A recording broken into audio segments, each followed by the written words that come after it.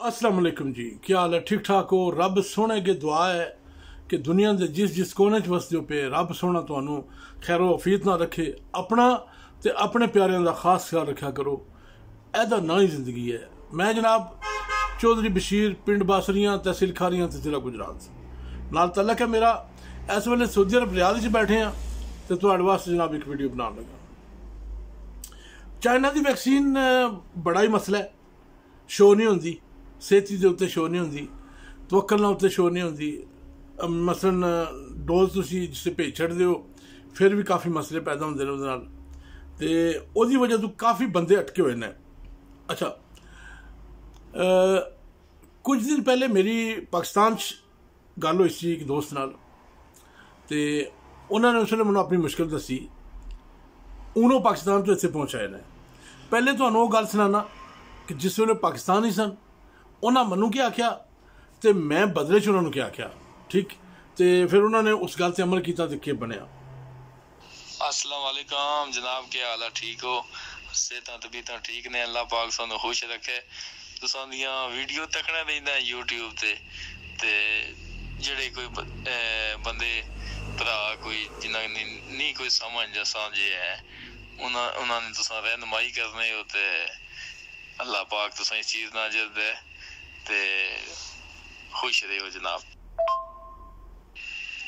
अच्छा चाचू, माड़ा एक सवाल ये है कि मैं पाकिस्तान आया सी छुट्टी सऊदी अरब तो ना अज तो 8 महीने पहले, ते मैं वैक्सीनां जड़ियां वो इत्थे ही मिलवाइयां ने पाकिस्तान दे विच।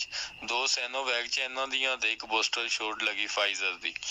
ते हुण मैं वापस जाने वास्ते अपना स्टेटस जिहड़ा है सी वो मैं मिनिस्ट्री ऑफ हेल्थ ते अपडेट किया तो उत्थे हो गया अप्रूव्ड। उत्थे लिखिया आ गया कि 2 डोज ऑलरेडी अप्रूव्ड, लेकिन वो तवक्कलां ते सेहती ते इम्यून नहीं होया। वो मैं 11वें महीने की 9 तरीक नूं ये पाया सी ते हुण तक वो 12वें की 4 हो गई ते अजे तक नहीं आया। ते हुण मैं 14 तरीक नूं वापस इस्लामाबाद तो जाना जद्दे। ते हुण सर मैनू ये दसो कि मेरे कोल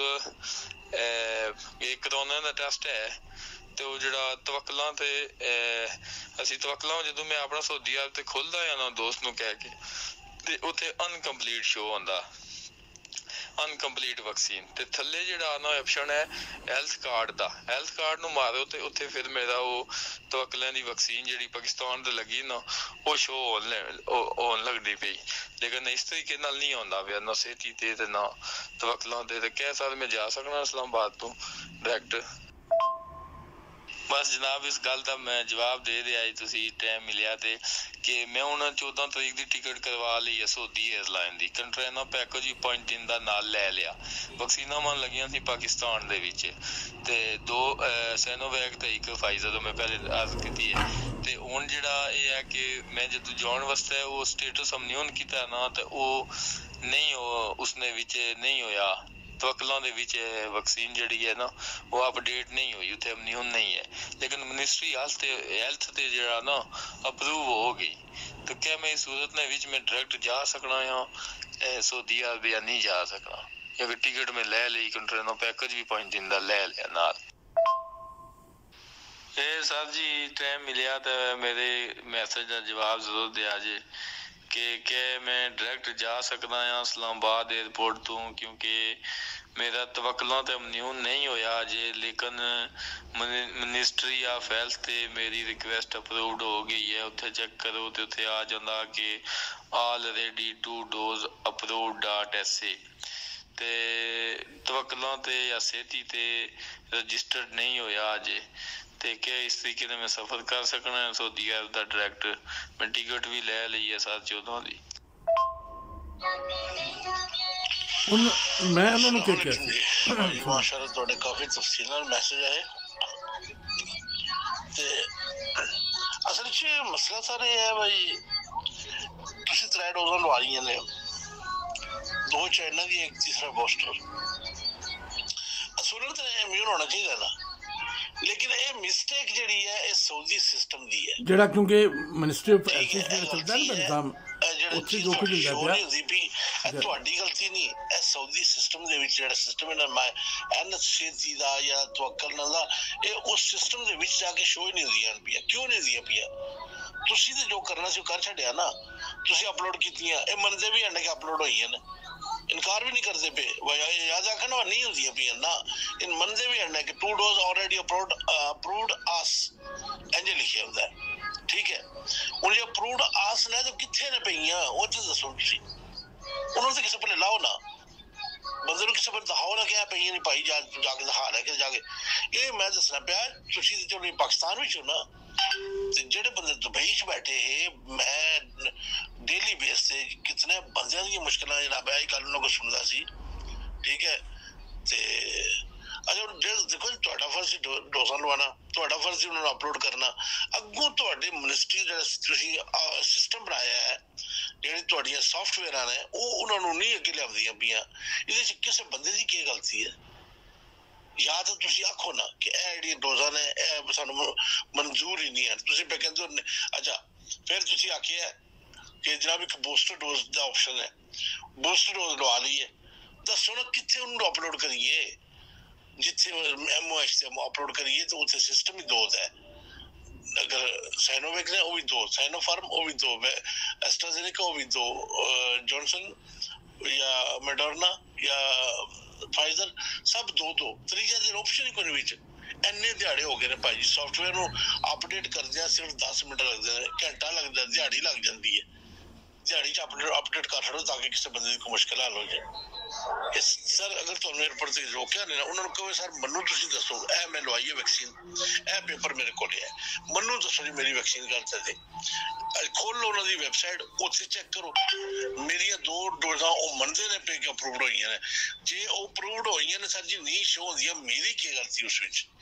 ਤੁਸੀਂ ਮੈਨੂੰ ਸਾਬਤ ਕਰਕੇ ਦਿਓ ਮੇਰੀ ਇਹ ਗਲਤੀ ਹੈ, ਤੇ ਤੁਸੀਂ ਬੇਸ਼ੱਕ ਉੱਥੋਂ ਮੈਨੂੰ ਫੋਨ ਵੀ ਕਰਿਓ ਜੇ ਹੋ ਸਕਿਆ ਤੇ ਬਾਹਰ ਰਾਬਤੇ 'ਚ ਰਹੋ। ਪਹੁੰਚ ਗਏ ਸਾਊਦੀ ਅਰਬ, ਦੱਸਿਓ ਮੈਨੂੰ 에어ਪੋਰਟ ਤੇ ਕੀ ਕਹਿੰਦੇ ਜੀ ਸਰ। ਉਹਨਾਂ ਨੂੰ ਕਿਹਾ ਕਿ ਦੇਖੋ ਵੈਕਸੀਨਾਂ ਤੁਸੀਂ 3 ਲਵਾਈਆਂ ਨੇ, 2 ਚਾਈਨਾ ਦੀਆਂ ਨੇ, ਤੀਸਰੀ ਬੂਸਟਰ ਡੋਜ਼ ਹੈ। ਪ੍ਰੋਬਲਮ ਸਿਸਟਮ ਦੇ ਵਿੱਚ ਆ ਰਹੀ ਹੈ ਕਿ ਸ਼ੋ ਨਹੀਂ ਹੋ ਰਹੀਆਂ। ਇਹਦੇ 'ਚ ਤੁਸੀਂ ਕੀ ਕਰ ਸਕਦੇ ਹੋ? ਜਾਂ ਤੁਹਾਡੇ ਕੋਲ ਕਿਹੜੀ ਅਥਾਰਟੀ ਹੈ ਕਿ ਤੁਸੀਂ ਜਨਾਬ ਇਹਨਾਂ ਨੂੰ ਸ਼ੋ ਕਰਾ ਲਓ? ਲੇਕਿਨ ਤੁਸੀਂ ਆਉਣਾ ਚਾਹੁੰਦੇ ਹੋ ਆਪਣੇ ਕੰਮ ਤੇ ਵਾਪਸ। ਤੁਸੀਂ ਮੰਨ ਲਈ ਗੱਲ, ਜਿਕਨੂੰ ਨਾ ਕਿਹਾ 2 ਇਹ ਲਵਾਓ ਤੇ ਫਿਰ ਨਾਲ ਬੂਸਟਰ ਵੀ ਲਵਾਉਣੇ, ਉਹ ਵੀ ਲਵਾ ਲਈ।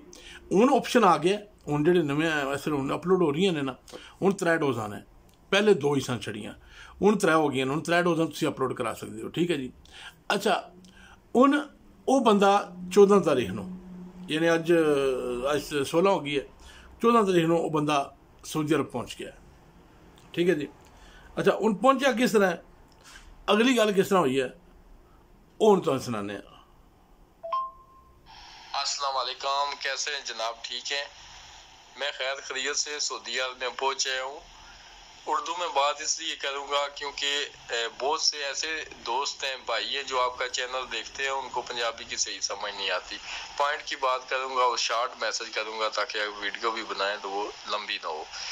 सर ये है कि जितना डराया जा रहा है, जितना बताया जा रहा है, इतना है नहीं।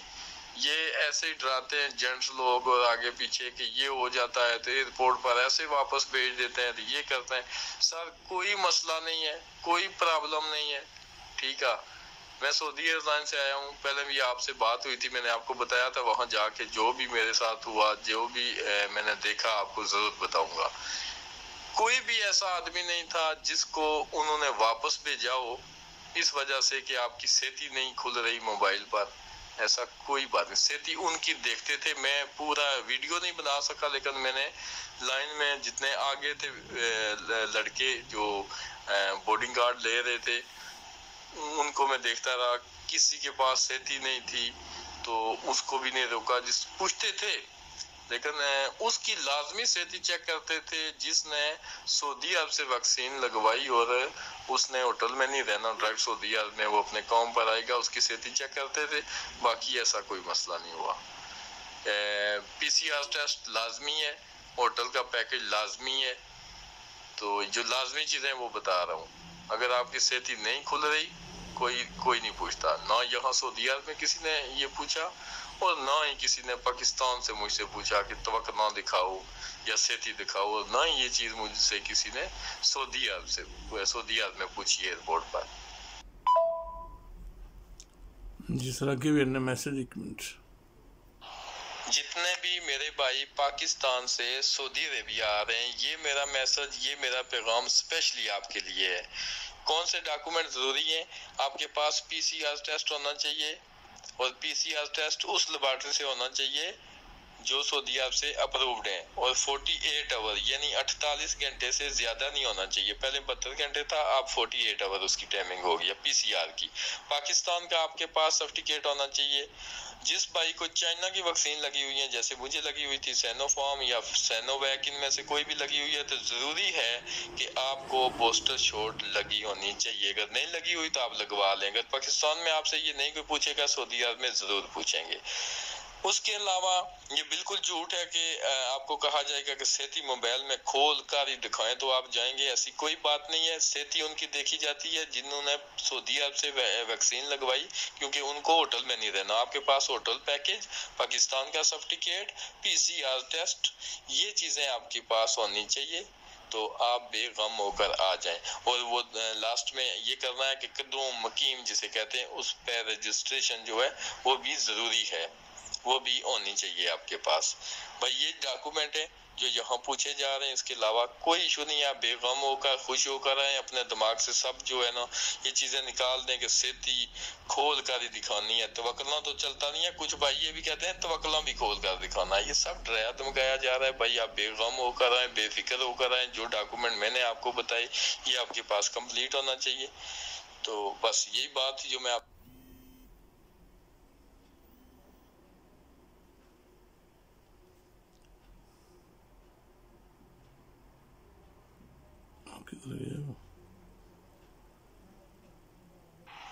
भाईजान, आपने सबसे पहले अपना स्टेटस जो है अमन्यून कराना है मिनिस्ट्री हेल्थ पर।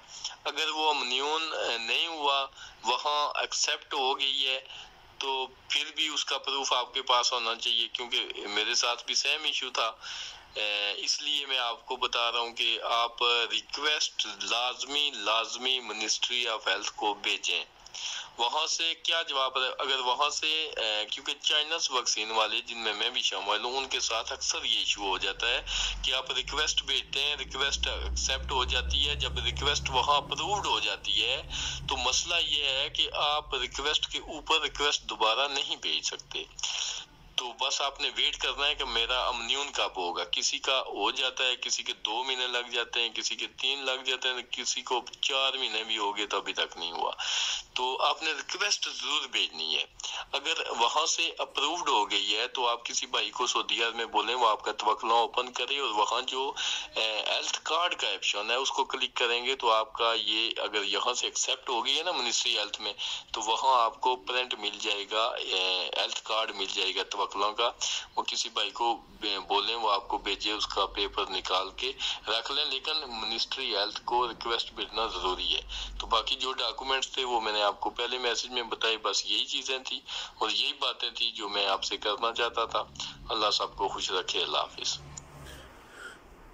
अच्छा जी, वो बंदे जिन्होंने चाइना दी वैक्सीन लवाइया ने और बड़े परेशान बैठे सन, एजेंट उन्होंने टिकटा ओके नहीं करते इन पे कि तुहाडी सेहत ही शो नहीं होंदी पी और तुहाडा तवक्कुल ना शो नहीं होंदा पिया। बंदे ने क्लीयर गल कर दस छड़ी तुहानू कि मैनू वैक्सीन चाइना दी लगी सी ते लेकिन किसी किस्म की कोई मुश्किल नहीं पैदा हुई। तवक्कुल और सेहती उन्होंने लोगों का चैक हो रहा है बहुत ज़्यादा जेडे लोग छुट्टी गए ने इतों, छुट्टी गए ने मतलब इस तरह जिन्होंने इतों 2 वैक्सीन लवाइया ने तो उत्थे गए ने, उन्हें आके सीधियां घर टू जाना है, ना कि मसलन किसी होटल जाना है। होटल की बुकिंग तुहाडे कोल जिहड़ा अराइवल का पेपर है वो होना चाहिए, तो बाकी इंशाल्लाह किसी किस्म का कोरोना का टेस्ट होना चाहिए, बाकी पाकिस्तान वाली वैक्सीन होनी चाहिए है। इस तो बगैर इंशाल्लाह कोई किसी किस्म का तुहानू मसला नहीं होने लगा और तुम बखैर ऑफिस इंशाल्लाह पहुँच जाओगे। लेट ना करो, हूँ जल्दी कोशिश करो तो आ जाओ। हालात जोड़े ने किसी पल्ले किसी वेले भी हो सकते हैं। वीडियो बहुत लंबी हो गई है, भाई साहब का मैसेज भी ढेर लम्बा सी, काफ़ी तफसील ने उन्हें सारी गल दसी है। तो इंशाल्लाह जिंदगी ने वफा की थी। एक नवी वीडियो फिर हाजिर होवांगे। जाते नंबर नोट कर लो 0092 307-508 307-588 770 0092 307 588 77 इंशाअल्लाह जनाब जिंदगी ने वफा की थी तो एक नवी वीडियो लैके फिर हाजिर होवांगे। उन्नी देर तक जनाब सोने रब दे हवाले।